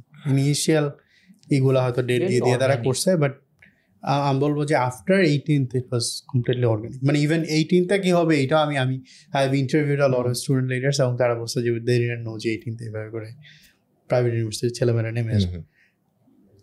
Private ইউনিভার্সিটির মোবিলাইজেশনটা কীভাবে হয়েছিল এইটা নিয়ে আমি খুব কনক্রিটলি পাইনি, মানে এটা কারা কীভাবে হলো। এবং আমার কাছে অনেক ক্ষেত্রে মনে হচ্ছে শুনে যে ইটস মোর অর লেস একটু অর্গ্যানিকই ছিল বলতে গেলে, মানে ওইভাবে যে আসলে ই করছে তাও না। ইভেন মানে এখন অনেক কিছু ক্রেডিট নিতে চায়, বাট তারাও ইন্টারভিউতে আমি শুনি নাই যে তারা খুব স্পেসিফিক কোনো ডিটেল দিতে পারে। এটা একটা ইন্টারেস্টিং জিনিস। আর আরেকটা হচ্ছে আমার কাছে মনে হয়েছে জুলাইতে প্রচুর মানুষ মারা গেছেন যারা বেসিক্যালি হচ্ছে সরাসরি হয়তো ওইভাবে অ্যাক্টিভও ছিলেন না, তারা হয়তো অনলুকার ছিলেন, ই করছেন এইভাবে, কিন্তু ভায়োলেন্সটা এত ইনডিসক্রিমিনেট ছিল যে আশেপাশের অনেক মানুষ যারা হচ্ছে হয়তো জাস্ট সাইডে দাঁড়ায় ছিল, রাস্তা ক্রস করতেছিল, অনেক মানুষ মারা গেছে। তারা কিন্তু ডে লেবারার, তারা বেসিক্যালি সিম্পলি তারা বাসায় বসে থাকলে তাদের চলবে না। সো ডেফিনেটলি তারা কিছু একটা করতে বের হয়েছে, ওখানে মারা গেছে। রিক্সা ড্রাইভার ছিল। আবার অনেক রিক্সা ড্রাইভার তারা কিন্তু ওই দিন বেসিক্যালি স্টুডেন্টদেরকে সাপোর্ট করতেছিলেন। হ্যাঁ, তো আমি ইয়েতে আপনার সায়েন্স ল্যাব মোড়ে সেখানে বেশ কয়েকজন রিক্সা চালক একজন নিজেই আসলে একটু পরে পরে পানি নিয়ে আসছিলেন, নিজে কিনে নিয়ে আসছিলেন। আমি ভাবছিলাম কেউ দিচ্ছে, আমি জিজ্ঞেস করলাম, পরে না মামা আমি ওই দিক থেকে নিয়ে আসতেছি একটা দোকান, ইত্যাদি ইত্যাদি। সো ওনারা ছিল, এবং ওনারা হয়তো সরাসরি অ্যাক্টিভ ছিল না, কিন্তু ওইখানে ছিল। তো ওনারাও কিন্তু অনেকে মারা গেছেন, প্রচুর রিক্সা চালক মারা গেছেন। জি জি, এটা মানে এখন এই রিক্সা চালকদের স্টোরিগুলো কিন্তু আমরা ওইভাবে করে যে আসছে এরকম না। আমি একজনের কথা জানি যে আন্দোলনের সময় সে তার ছেলেকে, তার মাদ্রাসা পড়ুয়া ছেলের কাছে যাচ্ছিল রিক্সা নিয়ে, ওই অবস্থায় সেগুলিতে মারা গেছেন। তো এরকম অনেক স্টোরি আমার কাছে হয়েছে, এবং এই স্টোরিগুলা ওইভাবে যে আসতেছে এরকমও না, ও সব স্টোরি যে ব্রেভারির তাও না, অনেক স্টোরি আছে এরকম। এবং কি এই জিনিসগুলো আমাদেরকে আবার এইটা বুঝতে মানে হেল্প করে যে মানে ওই সময় যে ফোর্স ছিল দে ওয়ার ভেরি মানে ব্রুটাল, এবং তারা ইনডিসক্রিমিনেটলি ফায়ার করছে।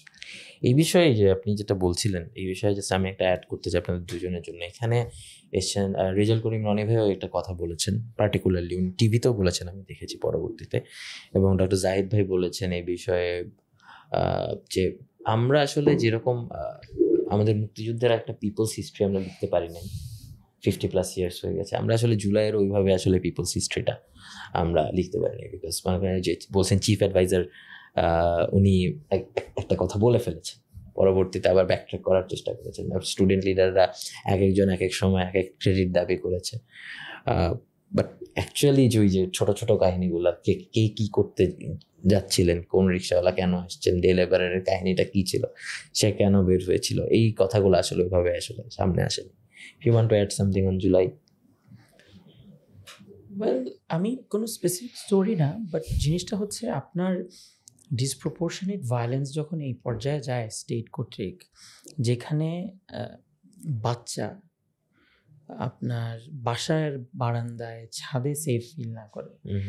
আমি এরকম দেখেছি যে বাসার ভিতরে বুলেট চলে গিয়েছে, তখন তো স্বাভাবিকভাবেই মানুষ রাস্তায় নেমে আসবেই, মানে না আসাটাই অস্বাভাবিক। কারণ রাষ্ট্রর একটা সীমা তো থাকে।